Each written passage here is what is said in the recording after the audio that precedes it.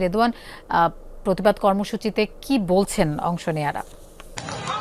লোপা, মূলত দুপুর 3:30টার পর থেকেই কিন্তু মিরপুরের এই 10 নম্বর গোল চত্বরে জড়ো হতে শুরু করেন ছাত্র জনতা সহ সাধারণ মানুষজন।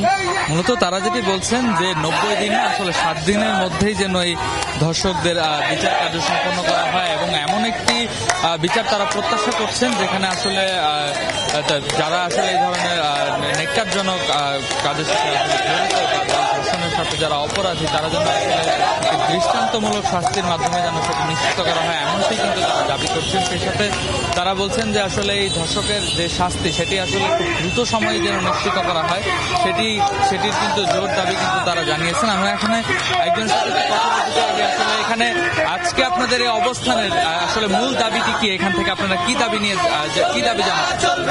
আপনারা জানেন যে আজকে আমাদের বোন আসিয়া চিকিৎসাধীন অবস্থায় মারা গিয়েছে। তো এই বিচারের দাবিতে যখন এইটা সারা দেশে তুমুল আলোড়ন সৃষ্টি করলো, সরকার ঘোষণা দিল যে তারা 90 দিনের মধ্যে বিচার করবে। আমরা এই মিরপুর 10 এই স্বাধীনতা চত্বর দাঁড়িয়ে এটা ইঙ্গিত দিচ্ছে এবং স্পষ্ট কথা বলতেছি, আমরা আপনাদের এই 90 দিনের যে সিদ্ধান্ত বিচারে সেটা আমরা প্রত্যাখ্যান করতেছি। আমরা চাই 7 দিনের মধ্যে প্রকাশ্যে ধর্ষণকারীদের বিচার করতে হবে। কেননা আমার বোন যখন নিশ্চিত হয়ে গেছে 3 জন ধর্ষণ করেছে, 3 জনের বিচার করা বাদ দিয়ে তাদের জেলে কি করতেন? তা আপনারা কি সরকারি কোষাগার থেকে তাদের খাবার দিচ্ছেন?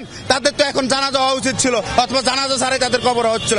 আমার বোন কবরে, আমার বোন একটু পরে কবরে যাবে, তার জানাজা হবে। আমার বোনের জানাজার আগে এই দর্শকদের আমরা এই জানাজা চাই, আমরা দর্শকদের ফাঁসি চাই।